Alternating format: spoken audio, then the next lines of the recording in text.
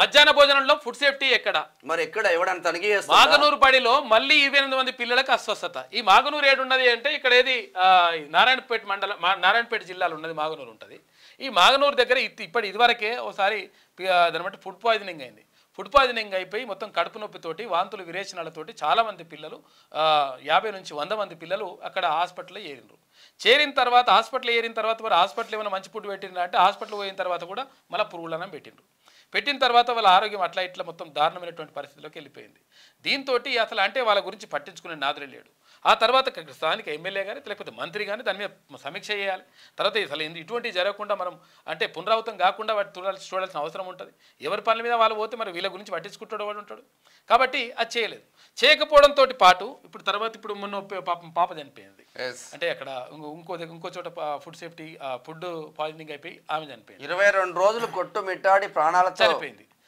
ఆ విషయం గురించి కూడా పెద్దగా పట్టించుకుంటలేరు. తర్వాత ఇంకొకటి ఏంటంటే ఇక్కడ ఇప్పుడు ఇదివరకే ఇట్లా జరిగింది అంటే ఇప్పుడు కనీసం ఏంటంటే జాగ్రత్త తీసుకోవాలి. ఆ జాగ్రత్త తీసుకుంటే ఏం లేదు, అవే మొత్తం ముక్కిపోయినాయో మురిగిపోయినాయో లేకపోతే ఏవైనా బుడ్డిపోయినాయో అవన్నీ కూడా తీసుకొచ్చి మళ్ళీ పిల్లలకు పెడుతున్నారు. పిల్లలకు పెడితే ఏమైంది మళ్ళీ ఫుడ్ సేఫ్టీ అంటే ఫుడ్ పాయిజనింగ్ అయిపోయి మళ్ళీ 28 మంది పిల్లలు హాస్పిటల్లో పడ్డారు. ఇప్పుడు ఎవరు కాపాడాలి, ఎవరు చూడాలి? అసలు యాక్చువల్గా ప్రభుత్వానికి కనీసం దీని మీద దృష్టి ఉండదా? దీనికి సంబంధించినటువంటి అధికారి ఉండడా? దీనికి సంబంధించినటువంటి మంత్రి ఏం చేస్తున్నాడు? లేకపోతే స్థానిక ఎమ్మెల్యే ఏం చేస్తున్నాడు? అసలు పరిస్థితిని కనీసం పిల్లల గురించి పట్టించుకునేది ఉండదా? వీళ్ళు భావి భారత పౌరులు కాదా? వీళ్ళు ఓటర్లు కానంత మాత్రాన వాళ్ళ గురించి మాట్లాడాల్సిన అవసరం లేదా? ఎవరు చూడాలి? ఇటువంటి లంగా కథలన్నీ నడుస్తున్నాయి అన్నమాట. మాగనూరు బడిలో మళ్ళీ 28 మంది పిల్లలకు అస్వస్థత. మధ్యాహ్న భోజనం తిన్నాక వాంతులు, కడుపు నొప్పి, ఆసుపత్రులకు విద్యార్థులు. ఇక వారంలోపే 3వసారి ఫుడ్ పాయిజన్ ఘటన. ఆందోళనలో తల్లిదండ్రులు. భోజనంలో తేడా లేదు, బేకరీల్లోని పదార్థాలు తినడం వల్ల అని చెప్పేసి కలెక్టర్ సిక్తా పట్నాయక్ అంటున్నాడు. బేకరీలో ఫుడ్ ఎట్లకెళ్ళి వచ్చింది? లోపల ఉన్న పిల్లగాడు బయటకు బేకరీలకి ఎట్లా తీసుకొచ్చుకున్నాడు? ఇదంతా ఉంటుంది కదా లెక్క. ఎందుకంటే అక్కడ కలెక్టర్ గారు ఈ వ్యాఖ్యలు అయితే కరెక్ట్ కాదండి. వాళ్ళకి ఏంటంటే ఇప్పుడు అద్దాల మేడలలో కూర్చుంటే ఇవన్నీ మీ మీద రాకూడదు అని కప్పిపుచ్చుకునే ప్రయత్నాలు మీరు చేస్తూ ఉంటారు. కలెక్టర్లు కానీ రాజకీయ నాయకులు కానీ కొంతమంది మంచిగా ఉంటారు కానీ వాస్తవ పరిస్థితుల్లోకి రండి మీరు. హాస్టళ్లలో మిచ్చగా మారిన ఆహార భద్రత, నాసిరకం పదార్థాలు, పాడైన కూరగాయలు, అపరిశుభ్రత వాతావరణంలో వంటలు. ఇక ఫుడ్ సేఫ్టీపై దృష్టి సారించని అధికారులు, కనీస తనిఖీలు చేయని వార్డెన్లు, ప్రిన్సిపాల్లు. ఇక తరచూ కలుషిత ఘటనలు, విద్యార్థుల ప్రాణాల మీదకు వస్తున్న పట్టని యంత్రాంగం అని చెప్పేసి ప్రత్యేక కథనం రాసి నారాయణపేట జిల్లా మగనూరు జెడ్పీహెచ్ఎస్ స్కూల్లో ఇది జెడ్పీహెచ్ఎస్ లో మధ్యాహ్న భోజనం అంటేనే పిల్లలు వారి తల్లిదండ్రులు హడలెత్తిపోయే పరిస్థితులు ఏర్పడింది. ఆ బడిలో ఆహారం విద్యార్థులకు మళ్ళీ అస్వస్థత పాల్చేసింది. ఫలితంగా విద్యార్థుల ఆరోగ్యంపై వారి తల్లిదండ్రుల్లో తీవ్ర ఆందోళన నెలకొంది. ఈ నెల 20న ఆ మర్నాడు మధ్యాహ్నం భోజనం చేసి పెద్ద సంఖ్యలో విద్యార్థులు అస్వస్థతకు గురైన ఘటన రాష్ట్ర వ్యాప్తంగా సంచలనం సృష్టించిన సంగతి తెలిసిందే. హోటళ్లు రెస్టారెంట్లపై 556 కేసులు నమోదైనాయట. ఏడాదిలో రాష్ట్ర వ్యాప్తంగా 4366 సంస్థల్లో తనిఖీలు చేసిండ్రు. 3000 ఆహార నమూనాలకు పరిశీలన చేసిండ్రు. శుచి శుభ్రత ఎక్కడ కూడా పాటించట్లేదంట అని చెప్పేసి వాళ్ళు వైద్య శాఖ చెప్తా ఉంది.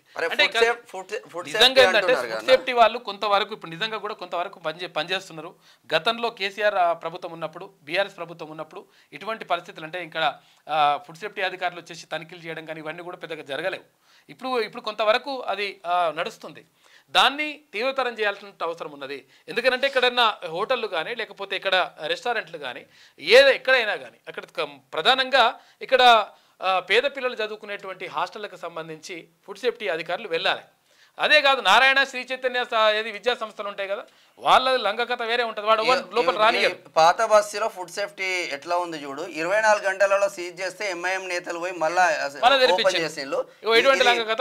ఎక్కడ అంటే పాత బస్తీ మోతి మార్కెట్ లో ఈ పరిస్థితిలో చూడండి. ఇంట్లో చికెన్ కొన్న పరిస్థితి చూడండి. చికెన్ తీసుకుపోయి వాడు ఉంటాడు. ఇక జిహెచ్ఎంసీ అధికారులు ఎలుకలు బొద్దింకలు ఇవన్నీ కథలంతా ఉంటాయి లెక్క. ఎలుకలు తింటాయి, అదే మనుషులు తింటాయి. ఇది మన హైదరాబాద్ లో ఫుడ్ సేఫ్టీ సంబంధించింది. ఇది చికెన్, ఆ ఎలుకలు తింటాయి, అదే మనుషులకు అమ్ముతారు. ఇది సీజ్ చేస్తే 24 గంటలలో ఎంఐఎం సంబంధించిన కార్పొరేటర్లు ఎమ్మెల్యేలు ఓపెన్ చేపిస్తారు. ఇది పోయి అట్లా సీజ్ చేస్తారు, ఇట్లా పెట్టరు అని చెప్పేసి అంటే గంట దేశంలో ఏం జరుగుతుందో అర్థం కావట్లేదు మీకు. గంత చిత్తశుద్ధి ఉన్నది లెక్క. ఇదా వ్యవస్థ ఫుడ్ సేఫ్టీ. చూడు ఒకసారి ఎంత దారుణమైన పరిస్థితులు. చూసుకో ఇక ఇట్లున్నాక ఏడైతుంది లెక్క ఫుడ్ సేఫ్టీ. కాబట్టి కొంతవరకు ఫుడ్ సేఫ్టీ అధికారులు ఇప్పుడు కొంతవరకు మంచిగా పనిచేస్తున్నారు, ఇంకా గట్టిగా పనిచేయాల్సిన అవసరం ఉంది. తర్వాత ప్రిన్సిపల్ కానీ వార్డెన్లు కానీ తర్వాత అక్కడ ఉన్నటువంటి అధికారులు కానీ అక్కడ స్థానిక ఎమ్మెల్యే కానీ అక్కడ ఉన్నటువంటి ఏది పాఠశాలల్లో కానీ మధ్యాహ్న భోజనాన్ని కానీ లేదంటే ఇక్కడ హాస్టల్స్ ఉంటాయి కదా, గురుకుల హాస్టల్స్ ఉంటాయి, గురుకుల విద్యార్థులు అక్కడే ఉంటారు కాబట్టి అక్కడ వాళ్ళకి సంబంధించి కానీ లేకపోతే కేజీబీవీకి సంబంధించి కానీ అప్పుడప్పుడు తనిఖీలు చేయండి. అప్పుడప్పుడు ఆడికి పోయి తినరండి, లేకపోతే మీ పిల్లలకి తీసుకొచ్చి పెట్టురు. అది మీరు తినలేకపోతే పిల్లలకి తీసుకొచ్చి పెడితే మీ పిల్లలే తీసి మొఖాన కొడతారు. ఫుడ్ సేఫ్టీ అధికారులు తిరుగుతూ ఉంటారు, మధ్యాహ్నం ఒక స్కూల్కి పోండి, ఎమ్మెల్యేలు హోటల్ తినండి. ఏదన్నా ఒక నెలకో రోజు పోతే పోయేది ఏం లేదు కదా, ఒక 2 రోజులు పోతే.